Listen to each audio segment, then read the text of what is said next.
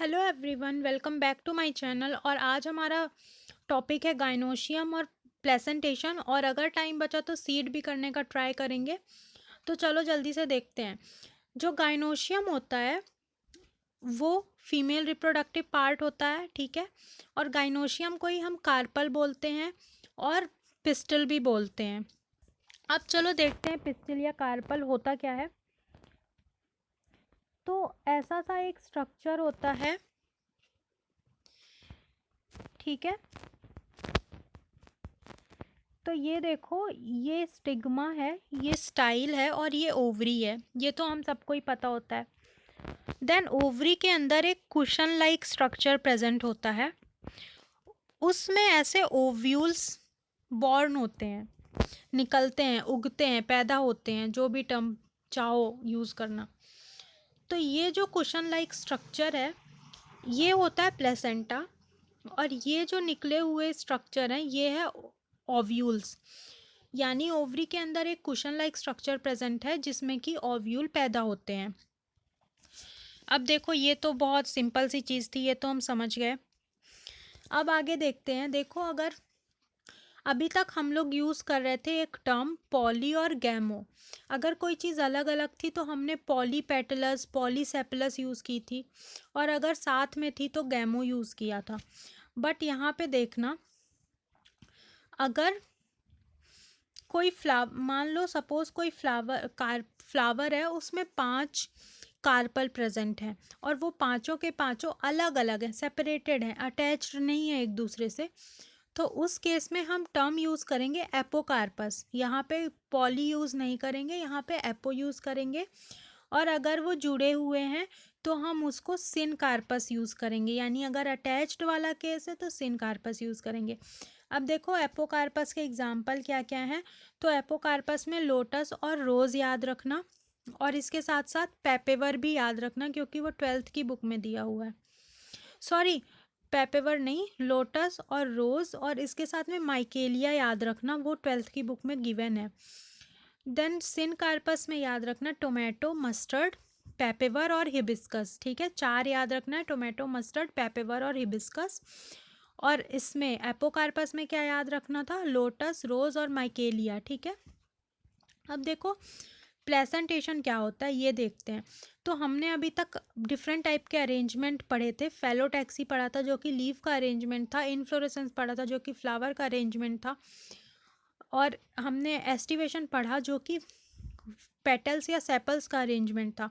अब हम यहाँ पे ओव्यूल्स के अरेंजमेंट की स्टडी करेंगे, ठीक है। तो जब ओव्यूल प्लेसेंटा में पैदा होगा तो वो किस टाइप से प्लेसेंटा में अरेंज्ड है, किस टाइप से बॉर्न हुआ है, किस टाइप से उगा है, प्रोड्यूस हुआ है, जो भी टर्म यूज़ करना चाहो, तो उसके अरेंजमेंट को हम लोग प्लेसेंटेशन बोलते हैं। तो सबसे पहले हम ये डायग्राम के बेसिस में समझते हैं, देन हम टेक्स्ट रीड करेंगे। तो देखो, सबसे पहला जो डायग्राम है ये तो जाना पहचाना सा लग रहा है। हमने मटर तो सबने खाई है। तो ये मटर है। अब इस मटर को जब आप छीलते होगे, याद करो उसमें पतली सी एक डंडी टाइप की रहती है, उसी में सारे सीड्स प्रेजेंट होते हैं। तो ये जो सीड्स होते हैं ना, वो पहले ओव्यूल रहे होंगे, जिसके जो भी सीड होते हैं फ्रूट्स में वो पहले ओव्यूल रहे होंगे, और फ्रूट खुद ओवरी रहता है। इतना तो पता होगा सबको, ठीक है। तो देखो, जब प्लेसेंटा एक रिज के फॉर्म में प्रेजेंट हो, रिज का मतलब क्या है, लाइन टाइप से फॉर्मेशन हो। तो ये देखो, ये लाइन टाइप से है ना, तो ये रिज है, और इसी रिज में ये ओव्यूल बॉर्न हुए हैं, उगे हुए हैं, अरेंज्ड हैं। तो इस टाइप की अरेंजमेंट को हम मार्जिनल अरेंजमेंट बोलेंगे, ठीक है। यानी मार्जिनल प्रेजेंटेशन।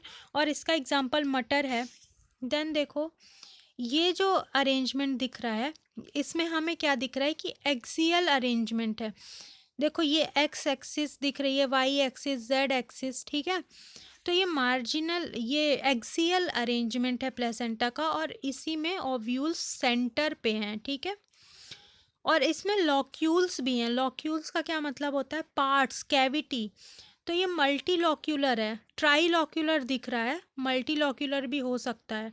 यानी 2 लॉक्यूल प्रेजेंट हो सकते हैं, 3, 4, 5, कितने भी। तो इसमें 3 लॉक्यूल हैं, 1, 2, 3, ठीक है। यानी 3 पार्ट्स समझ लो। देन ये वाला देखो तो इसमें एकदम बाउंड्री में प्रेजेंट है ओव्यूल्स, ठीक है, बाउंड्री में ओव्यूल्स का अरेंजमेंट है। देन आता है ये, तो ये सेकंड वाले से बिल्कुल सिमिलर है लेकिन इसमें कोई लॉक्यूल्स प्रेजेंट नहीं है, ठीक है। देन ये लास्ट वाला आता है, तो ये कुछ अजीब सा ही स्ट्रक्चर दिख रहा है, एकदम ही हटके, है ना। तो चलो जल्दी से देखते हैं क्या क्या चीज़ें थी ये। तो देखो सबसे पहला तो वही चीज़ बताई गई है कि अगर कोई भी ऐसा रिज फॉर्म कर रहा हो प्लेसेंटा, तो वो केस क्या होगा, मार्जिनल होगा और वो पी में प्रेजेंट होगा। देन आता है सेकंड एक्साइल। एक्साइल प्रेजेंटेशन किस में है, देखो when the placenta is axial and the ovule are attached to it in a multilocular ovary, यानी कि ये मल्टीलॉक्यूलर ओवरी होगी। हमने देखा था लॉक्यूल्स प्रेजेंट थे और एक्सियल था प्लेसेंटा, तो उस टाइप के अरेंजमेंट को हम लोग एक्साइल बोलेंगे। डायग्राम याद रखना, ठीक है।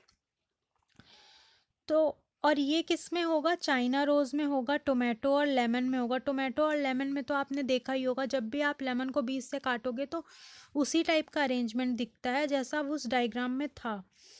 देन आता है पेराइटल प्रेजेंटेशन। इसमें क्या होता है, इनर वॉल ऑफ ओवरी में लगा हुआ होता है ओव्यूल, यानी ovule inner wall of ovary में डेवलप होगा, अरेंज्ड होगा। और इसकी ओवरी वन चैम्बर्ड होती थी। ये देखो इसमें ओवरी वन चैम्बर्ड ही है, इसमें कोई चैम्बर्ड नहीं है। बट ये याद रखना बाद में इसमें एक फॉल्स सेप्टम बन जाता है। फॉल्स सेप्टम यानी मान लो यहाँ से कोई एक सेप्टम बन जाएगा। सेप्टम क्या होता है, एक पतली सी झिल्ली बोल दो, मेम्ब्रेन बोल दो, ठीक है। तो एक पतली सी मेम्ब्रेन आ जाती है, फॉल्स सेप्टम, यानी वो ऐसा नहीं है कि उसने ओवरी को अलग कर दिया, लॉक्यूल्स में डिवाइड नहीं कर दिया है उसने, वो बस एक फॉल्स सेप्टम है, एक पतली सी मेम्ब्रेन है, उससे ओवरी डिवाइड नहीं हो रही है, ठीक है। Ovary is one chambered but it becomes two chambered due to formation of false septum, ठीक है।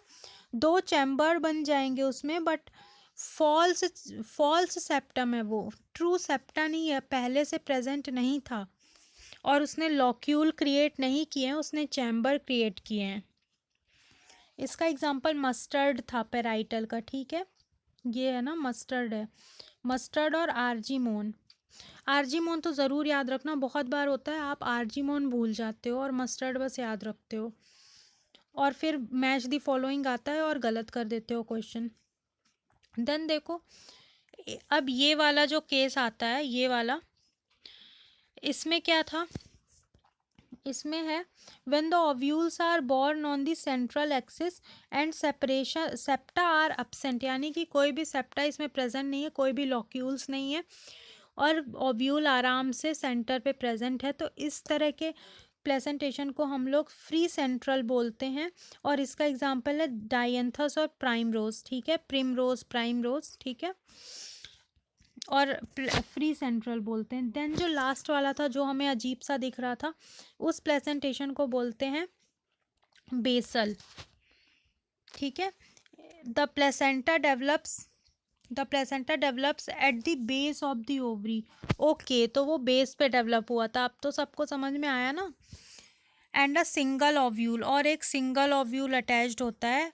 और क्या इस मतलब इसका एग्जांपल क्या है, सनफ्लावर और मैरीगोल्ड। तो देखो ये एक ओवरी थी और ये एक पूरा प्लेसेंटा था और इसमें एक ही ओव्यूल बॉर्न होगा।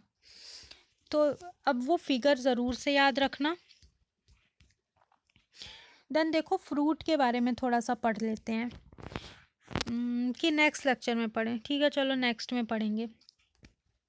आप बता देना कि क्या समझ में नहीं आया तो मैं फिर से वीडियो बना दूंगी। अगर किसी और टॉपिक पे वीडियो चाहिए होगी वो भी बता देना मुझे, ठीक है। और कोई भी डाउट आए तो कमेंट करना, अगर मैं कोई चीज़ भूल गई होंगी तो भी कमेंट करना, ठीक, तो मैं वो अलग से वीडियो में बता दूंगी।